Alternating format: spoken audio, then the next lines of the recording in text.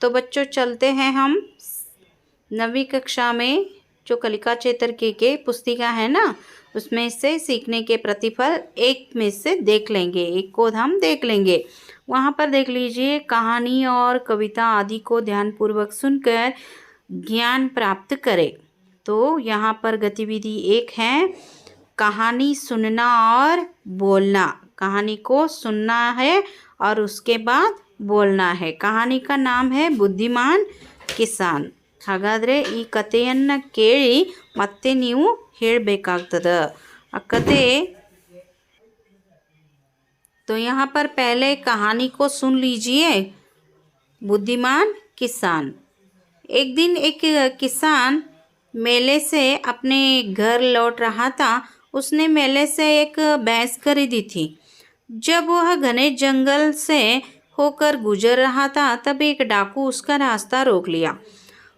उसके हाथ में एक मोटा सा डंडा था। वह बोला, तुम्हारे पास जो कुछ भी है वह सब मुझे दे दो। ಹಾಗಾದರೆ ಮಕ್ಕಳೇ, ಇಲ್ಲಿ ಒಬ್ಬ ರೈತ ಏನು ಮಾಡಿದ್ದಂದ್ರೆ ಪೇಟೆಗೆ ಹೋಗಿದ್ದ। ಅಲ್ಲಿ ತಾನು ಒಂದು ಎಮ್ಮೆಯನ್ನು ಖರೀದಿ ಮಾಡ್ತಾನೆ।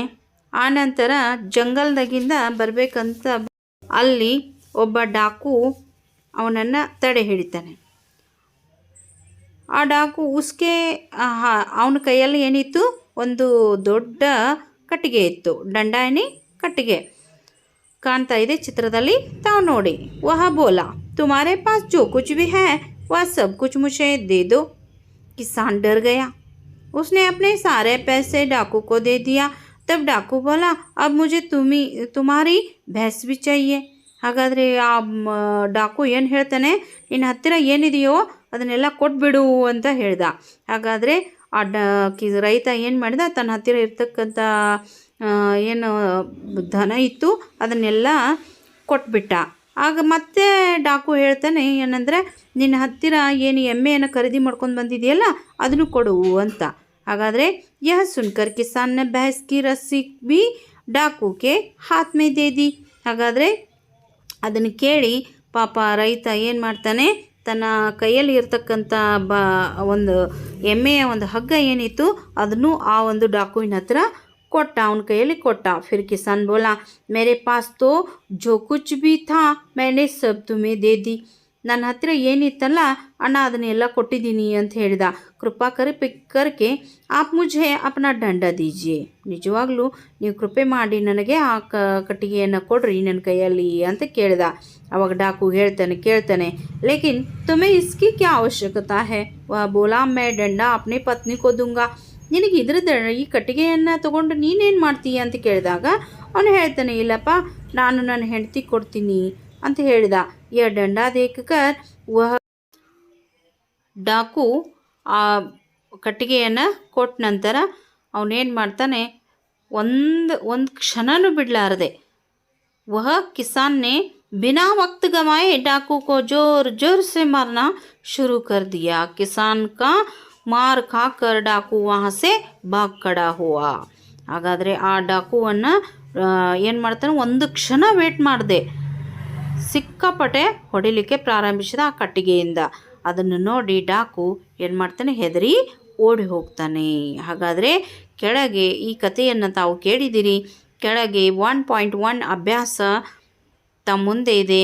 ಆ 1.1 ಅಭ್ಯಾಸವನ್ನು ಹೇಗೆ ಬಿಡಿಸೋದು ಅಂತ ನೋಡೋಣ। ಹಾಗಾದರೆ ನೋಡೋಣ। तो यहाँ पर देख लीजिए, अभ्यास 1.1 में निम्नलिखित प्रश्नों के उत्तर चुनकर लिखिए। पहला प्रश्न है, किसान कैसा था? किसान बुद्धिमान था, ए बुद्धिमान। दूसरा प्रश्न है, किसान को रास्ते में किसने रोका? डाकू, बी डाकू ने रोका। और यहाँ पर किसने किससे कहा है देख लीजिए। तो यहाँ पर पहला ऑप्शन है सही जवाब है डाकू ने किसान से कहा। और दूसरा प्रश्न में बी ऑप्शन किसान ने डाकू से कहा। इस तरह आप क्या करते हैं, लिख सकते हैं। और अभ्यास 1.3 में आपको देखना है। और पहला प्रश्न है, किसान कहाँ लौट रहा था? कहाँ से लौट रहा था? किसान बाजार से लौट रहा था। आपको क्या करना है, किसान बाजार से लौट रहा था। और दूसरा प्रश्न है, डाकू के हाथ में क्या था? डाकू के हाथ में डंडा था। तीसरा प्रश्न है, किसान ने डाकू से क्या मांगा? किसान ने डाकू से डंडा मांगा। चौथा प्रश्न है, किसान डंडे से किसे मारने लगा? किसे मारने लगा? डाकू से मारने लगा, डाकू को